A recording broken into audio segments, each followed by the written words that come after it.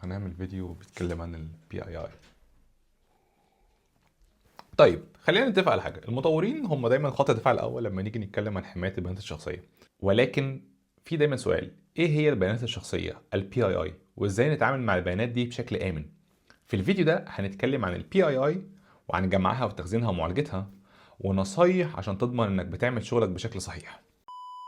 طيب البيانات الشخصية ال Personal Identifiable Information ال PII هي أي بيانات بتحدد هوية المستخدم بشكل مباشر أو غير مباشر. زي ما البيانات دي مهمة إنها تساعدك تقدم للمستخدم تجربة مخصصة ليه، ولكن هي كمان مسؤولية كبيرة وليها قوانين كتير بتحكمها. زي الاتحاد الأوروبي عنده ال GDPR، وأمريكا الولايات المتحدة في كاليفورنيا عندها ال CCPA. فاحنا في الفيديو ده هنتكلم عن 3 نقط مهمين قوي. أول نقطة إيه هي ال PII؟ تاني نقطة ليه كمطورين محتاج نجمع معلومات شخصية؟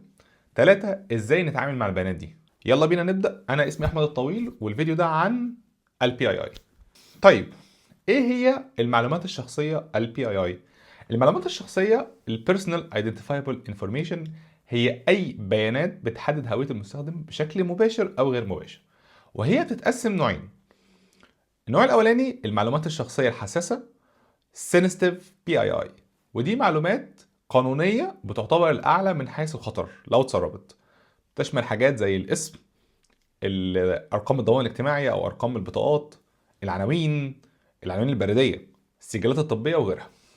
والمعلومات الغير حساسة اللي هو الجزء الثاني Non-Sensitive PII، ودي معلومات شخصية أقل خطورة، ولكن برضو ممكن ترجع الشخص لأسرة معينة، يعني ممكن نستخدمها عشان نعرف هو جاي منين، زي مثلا العرق ورقم البريد والنوع ذكر أو أنثى والديانة ومكان الميلاد وخلافه.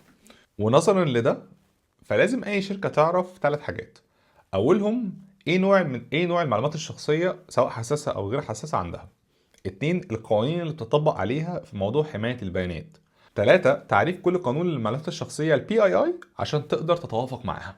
ليه بنحتاج نجمع ال PII؟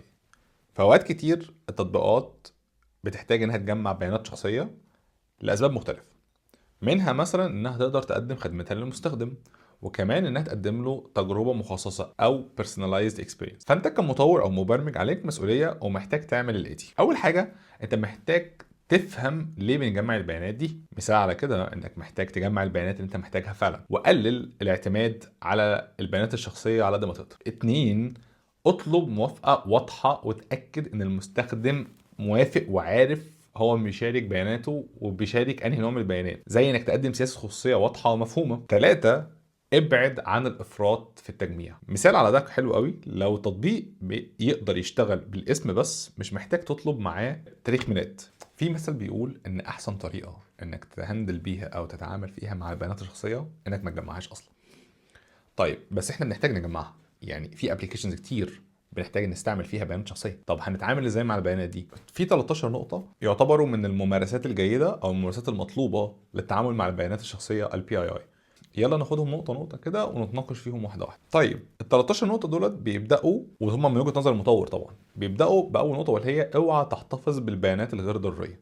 دايما تحاول تجمع البيانات المطلوبه فقط لاداء المهمه المطلوبه. مثال على ده، لو انت في نظام بتعمل نظام حجوزات او في نظام حجز عيادات، حاول تستعمل الاسم ورقم تليفون بس، ما تحطش عنوان، ما تحطش تاريخ ميلاد، ما تحطش تفاصيل زياده. استعمل على قد، ولو تحاول تقلل كل ما تقلل كل ما كان احسن. 2 استخدم التشفير واخفاء الهويه. حاول تشفر البيانات وانت بتخزنها او بتنقلها، واستخدم تقنيات اخفاء الهويه عند الحاجه. في تقنيات لده كتير، بس مثال مهم قوي ان انت مثلا لو عندك يوزر اسمه احمد حسن، ممكن تستبدله بيوزر 1 2 3 4 وتحتفظ بالبيانات الاصليه في حته تانية خالص. واللينكينج ما بين اليوزر والاسم بتاعه اللي هو اليوزر 1 2 3 4 واحمد حسن ده تحتفظ بيه في مكان امن. النقطه الثالثه وهي حدث انظمه الامان بانتظام. تابع التحديثات الامنيه للابلكيشنز بتاعك والمكتبات اللي انت بتستعملها. مثال لو انت بتستعمل مكتبه زي OpenSSL مثلا، حاول تتابع التحديثات بتاعتها عشان لو بيلاقوا ثغرات او حاجه بيحلوها وبينزلوها جديده. النقطه الرابعه وهي قلل المعلومات القابله للتعريف. مثال على ده حلو قوي انك تتجنب تخزن اكتر من 3 معلومات مرتبطه بمستخدم واحد في مكان واحد عشان تقلل مخاطر الكشف عن هويه الراجل ده. مثال بدل ما تخزن الاسم والعنوان ورقم التليفون في سيرفيس واحده، احتفظ برقم العميل فقط اللي هو فاكر يوزر 1 2 3 وتجنب المعلومات دي، وخلي في سيرفيس منفصله هي اللي فيها البيانات دي ولو ما انت بتحتاجها بتروح تنادي من السيرفيس دي. 5، احذر دمج البيانات.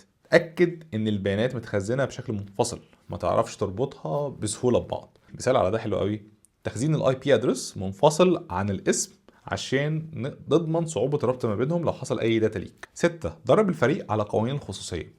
لو انت مدير او حد سينيور او حد عنده خبرة، دورك انك تناقش الموضوع ده مع الفريق بتاعك، وتطلع الفريق بتاعك على قوانين زي الجي دي بي ار وسي سي بي اي، وتناقش كيفيه تطبيقها في العمل وفي التيم بتاعك وفي السيرفيس بتاعتك انت. مثال على ده حلو قوي، في كتير من الشركات اوريدي دلوقتي بتعمل اكسرسايز او تمرينات، او حتى في بعضهم حتى بيعمل اختبارات كل نص سنه او كل سنه. 7، تعامل مع البيانات بناء على حساسيتها. دي مهمة جدا، لازم تبدأ تصنف البيانات على حسب مستويات الحساسية بتاعتها، وتتعامل مع كل مستوى بالشكل المناسب ليه. مثال على ده حلو قوي، بيانات الدفع بتحتاج تشفير أقوى مقارنة بالبيانات الجغرافية مثلا. 8، نفذ مراجعات دورية للمخاطر. اعمل ريسك اسسمنت كل شوية، وراجع استراتيجيات الأمان بتاعتك بشكل منتظم، وتحدد نقط الضعف وتحدد نقط القوة، وتبدأ تهندل الموضوع ده كله. في ادوات للموضوع ده كله زي واسب مثلا، زاب لاختبار الاختراق وانظمه البيانات، وفي شركات بتجيب يعني اكسترنال بين تيسترز يبداوا يعملوا بنتريشن اسيستنت بتاعهم. طيب الثلاث نقط الجايين دولت مهمين جدا جدا جدا، محتاجين نركز فيهم مع بعض. النقطه 9 وهي معالجه البيانات الشخصيه في بيئات منفصله. افصل انظمه معالجه البيانات الشخصيه عن البيئات او الانفايرمنت بتاعتك العاديه، خليها في حته لوحدها، مقفول عليها لوحدها، يعني معزوله، لها البوليسيز بتاعتها، لها السكيورتي بتاعها، عشان تقلل المخاطر بتاعت ان لو البيئه بتاعتك حصل لها حاجه يبقى دي يحصل لها حاجه. والنقطه اللي بعدها اللي هي نقطه 10، اعزل البيانات الشخصيه في انظمه منفصله.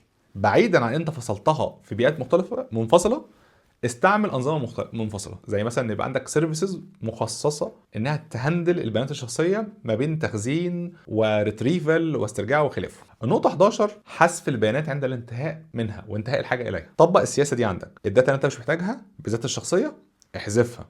موضوع بسيط عشان ما تخشش في مساءلات لو الداتا دي حصل لها حاجه، او الشخص ده فاكر ان الداتا بتاعته ممسوحه وهي مش ممسوحه. 12، استعمل حاجه اسمها ال RPAC اللي هو Resource Based Access Control، ودي طريقه بتسجل بيها كل الانشطه اللي بتحصل على الداتا دي، سواء بقى حد دخل، حد شافها، حد مسح، حد حدث، بيحصل لها لوجينج عشان نبقى عارفين ايه اللي بيحصل على الداتا دي. واخيرا، اختبر الانظمه بتاعتك باستمرار. دايما اعمل تيست بصفه دوريه عشان تشوف الثغرات بتاعتك وتشوف الامان بتاعك وتحدد نقط الضعف بتاعتك وتبدا تحسنها. في شركات بتعمل الموضوع ده بصفه دايما، في شركات بتعمله بصفه ربع سنويه، وفي شركات بتعمله بصفه سنويه. طيب في بعض القوانين والقيود انت محتاج تعرفها عشان تقدر تتعامل مع البيانات الشخصيه، والموضوع ده بيختلف من مكان للتاني، فانت محتاج تبقى عارف التطبيق بتاعك شغال فين وشغال على ايه، وايه نوع الداتا اللي انت محتاج تعرفها وتهندلها. زي مثلا لو انت شغال في اوروبا فالجي دي بي ار هيطبق عليك، ولو انت شغال في كاليفورنيا امريكا فالسي سي بي اي هيطبق عليك.